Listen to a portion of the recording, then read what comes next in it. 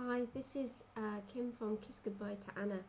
I've just been reading a blog on Beat Eating Disorders website, and it really resonated with me so much. It was like I could have written it, even down to being sat in a busy GP's waiting room at the age of 32. That was me.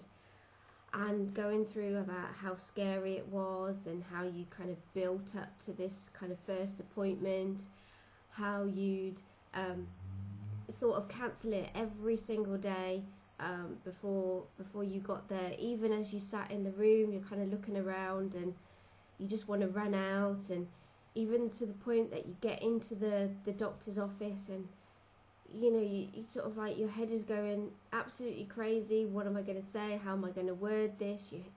Your head's just flying everywhere. And you start to kind of say what's going on for you. And it's just not, you're not given the reaction that you want. You're trying to play it down. Because there's a part of you that doesn't want to admit to what's going on, the real depth of what's going on. You start by saying, oh, I think I might have this issue, and so you kind of start talking about what's been going on for you, and they weigh you, and maybe for your height you're not that you're not that underweight. You might even fall in with a healthy weight range, and you feel like you're wasting their time. You feel that you've kind of built up to this for so long, and it's like, and you're just being sent away, and it's awful, because you just think, screw it, I got myself so worked up here, screw it, I'm not going to bother anymore. I've tried, that's it. I'm not going to do it. And I remember doing that. And I thought that the NHS should help me. I thought that's what it was there for. It was to help people who were struggling, whether it was with a broken leg or an eating disorder or whatever it was. I thought that the NHS was like a national institution that we all kind of turn to. And I know that the NHS is, sort of, people are living longer and there's tighter budgets, and, resources are really limited, and, I don't envy the NHS in having to prioritise who they kind of deem as more important to treat. But what I do want to say is that if you have an eating disorder, and I've said this many a time, it's not about your weight. It's our head. It's our head that is screwed up. It's our head that needs help. That's the priority. Once we get our head sorted out, we don't need to use the eating disorder behaviours in the same way. And so whether you're obese or you're really underweight, I mean, obviously the underweight thing is kind of, there's more dangers around that, and you need to be kind of, help to kind of restore weight to a healthy level so that you're not as in much danger. But there is still great risk in somebody who's of a healthy weight or even overweight with an eating disorder, really struggling, and for lots of different reasons, and I don't want to go into those things right now, but it is very serious. So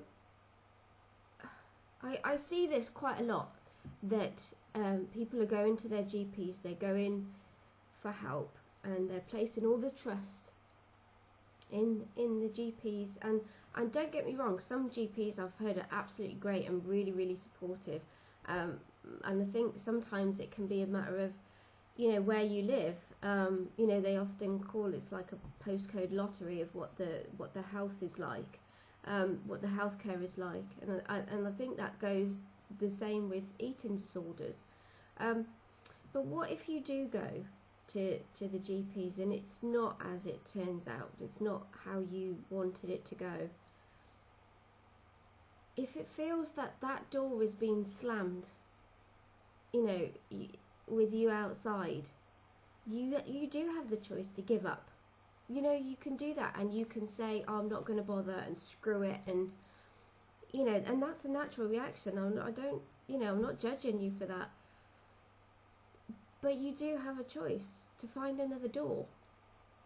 You know, whether you believe that the NHS is the only way for you, if you believe that actually this is a free service and it's my right to be treated by the NHS, then that's fine. But just because you believe in that and you think that that should be the case, doesn't always mean it's going to happen.